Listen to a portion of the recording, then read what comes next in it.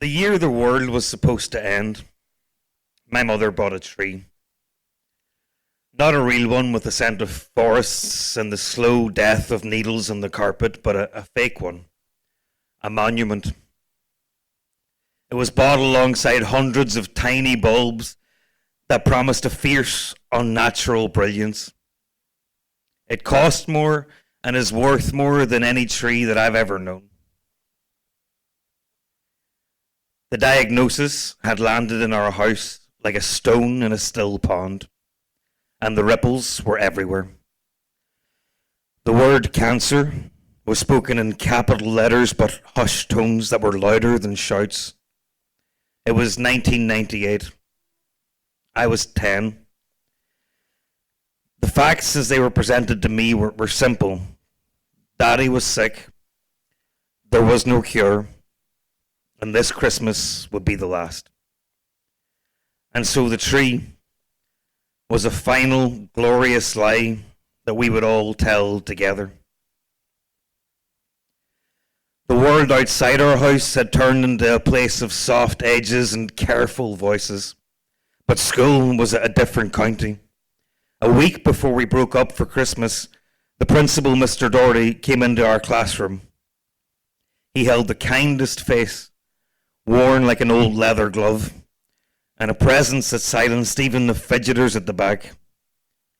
He asked me to stand beside his leg, his hand a heavy, warm weight on my shoulder.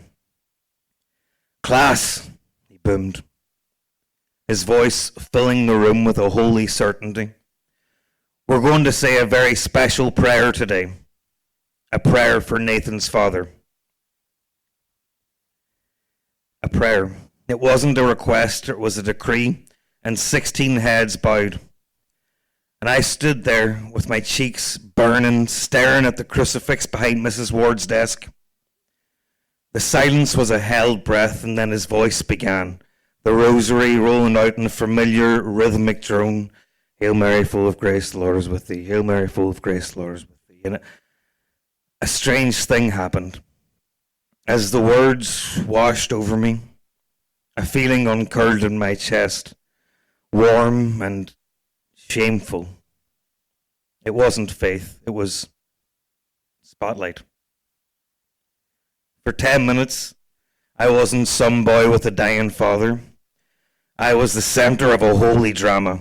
I was special. The pity in the room was a blanket I wrapped myself in, a perfect escapism from the terrifying quiet of my own house. I leaned into the weight of Mr. Doherty's hand, an anchor in a sea of the unspoken. At home, my father was building his own anchor. When medicine packed its bags and left, religion moved in with old solemn furniture. The man who spent his life reading textbooks was now reading Psalms.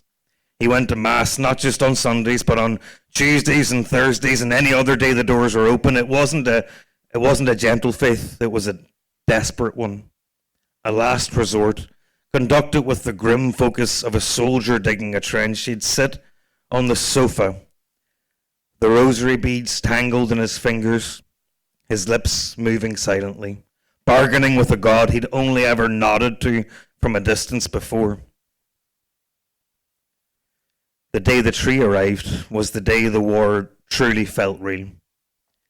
It came in a long, heavy box, and we hauled it into the front living room, my older siblings and I, a sarcophagus of fake greenery.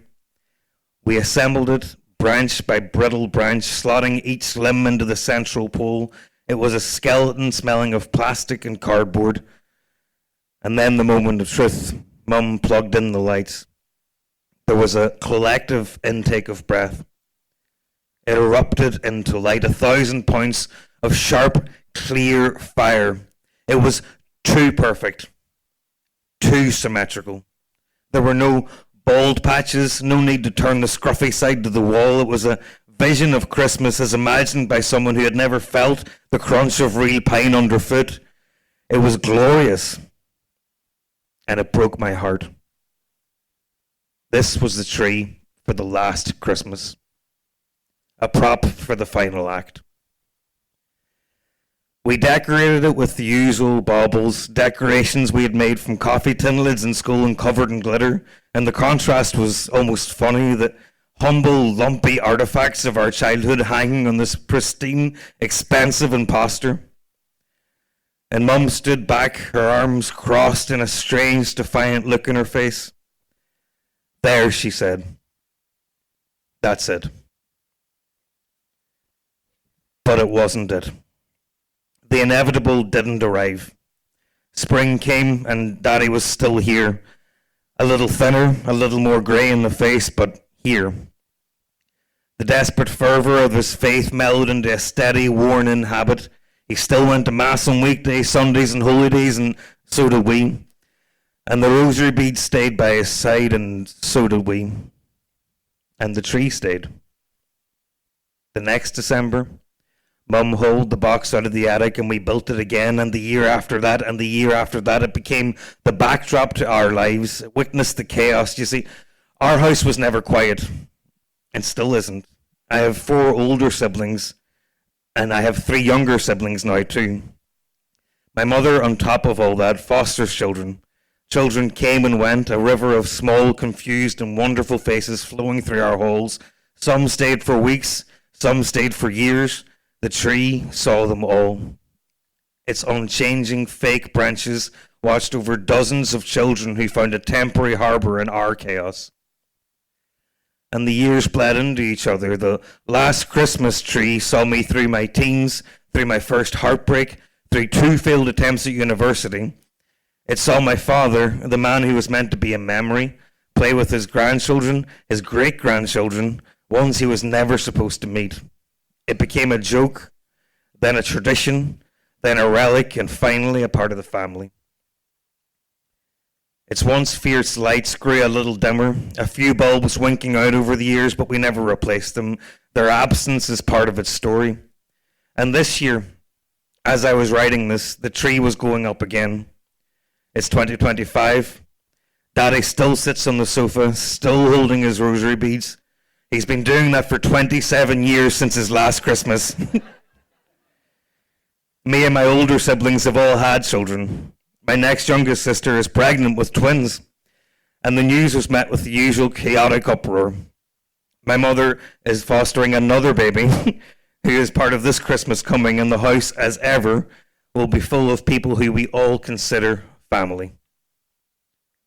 I'd like to look at the tree this year together.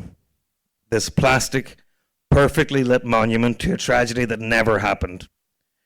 Its branches hold the weight of decades now, not just the memory of one feared last Christmas, but of all the Christmases that miraculously followed.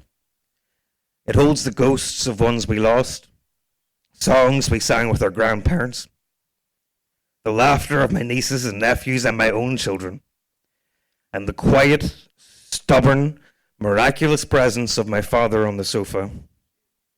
It was never a tree for the last Christmas. It was a tree for all the next ones, a desperate, expensive, beautiful act of faith, bought by a woman who refused to accept an ending, and in doing so, gave us all another beginning. And I know now, as I always should have known, that the most real things aren't the ones that smell of forests. They're the ones we build branch by stubborn branch, light by stubborn light, long after all hope seems lost. They're the things we keep. Happy Christmas.